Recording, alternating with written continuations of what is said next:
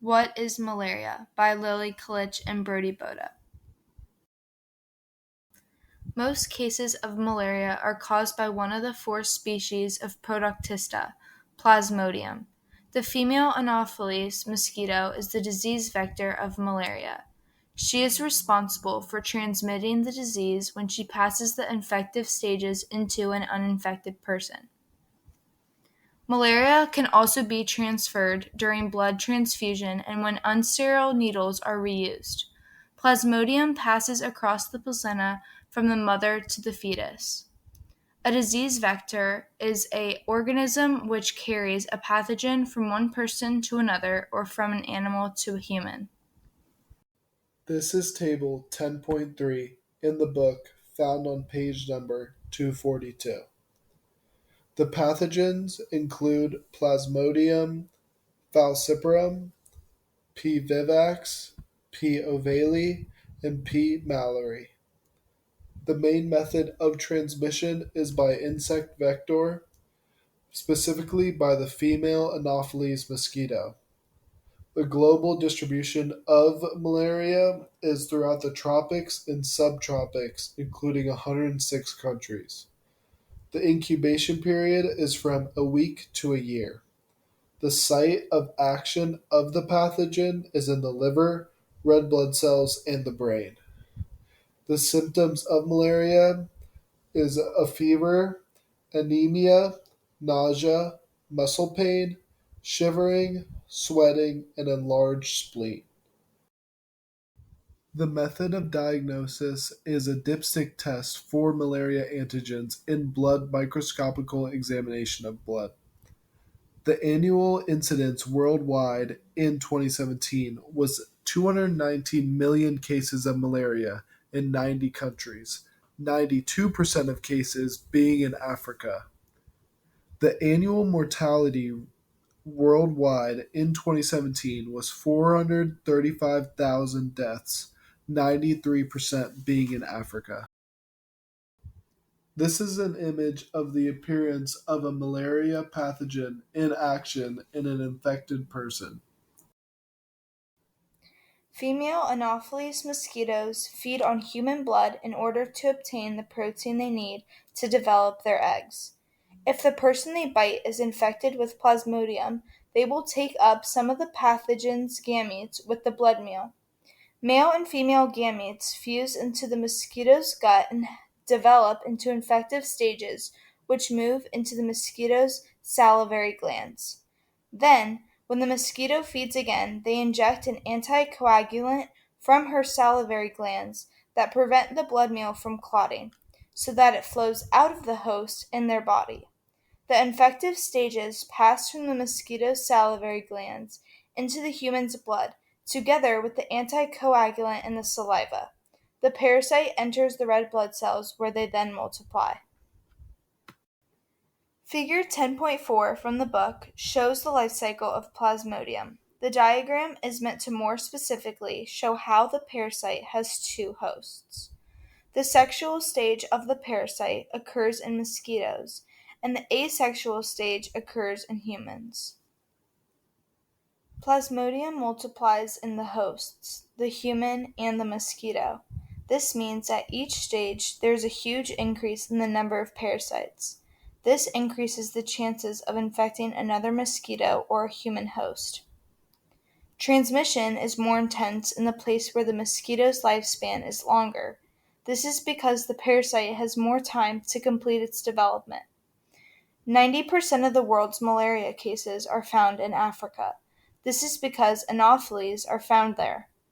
Transmission also depends on climatic conditions that may affect the number and survival of mosquitoes.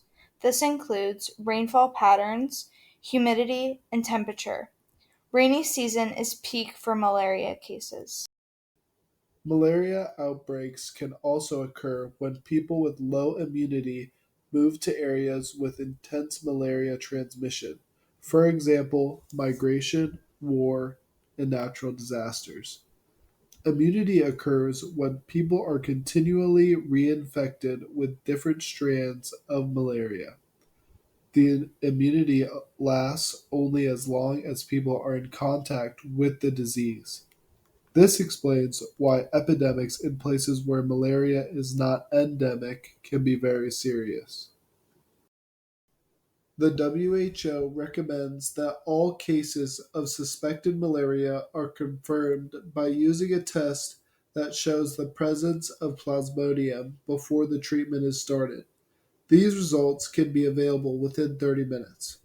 The top two drugs to fight against malaria are quinine and chloroquine. Chloroquine is also used as a prophylactic, which is a preventative drug, stopping the infection from occurring entirely. Chloroquine inhibits the protein synthesis of malaria. Another prophylactic drug would be proguanil, which inhibits the sexual reproduction of Plasmodium inside the mosquito. When anti-malaria drugs have been used widespread, the disease adapts and develops strains of drug-resistant Plasmodium. This means the drug is no longer effective against the pathogen. With malaria being widespread in regions such as South America, Africa, and Southeast Asia, new drugs are used such as mefloquine, but this drug has side effects being restlessness, dizziness, vomiting, and nausea. Currently, the best available treatment for malaria caused by P. falciparum is artemisinin based combination therapy, for short ACT.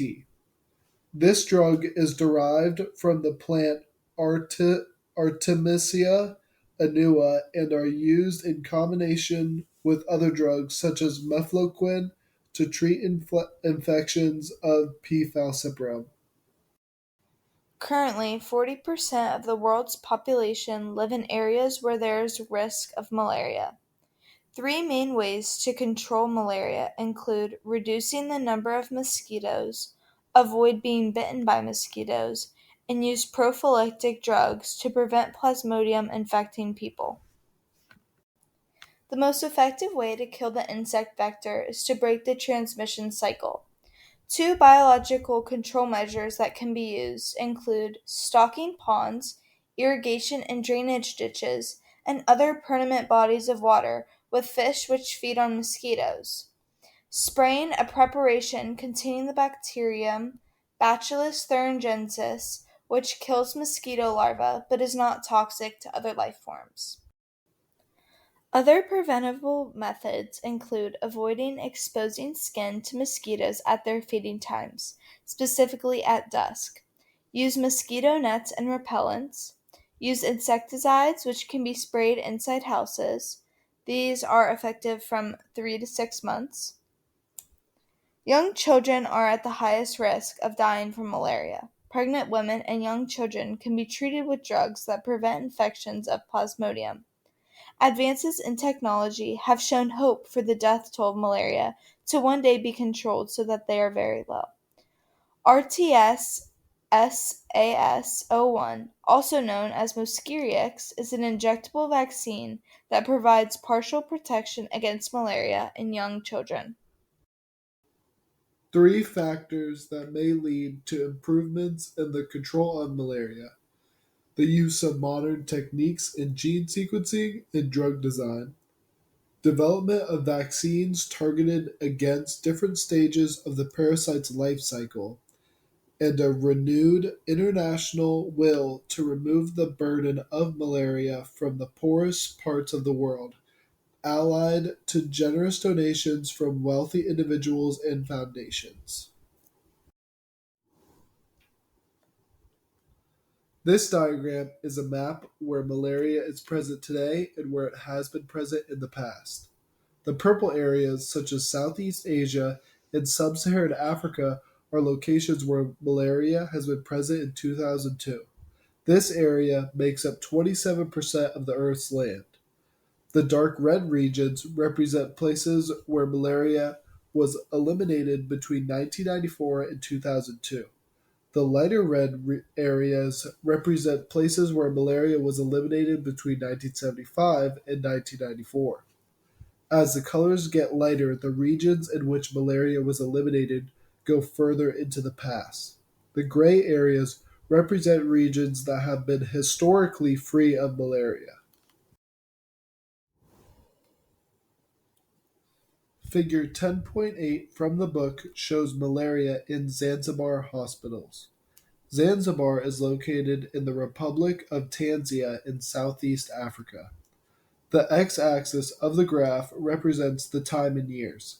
The y-axis on the right shows the number of deaths per year from malaria. The left y-axis represents the number of cases of malaria per year. The red line shows the number of deaths, and the blue line shows the number of cases.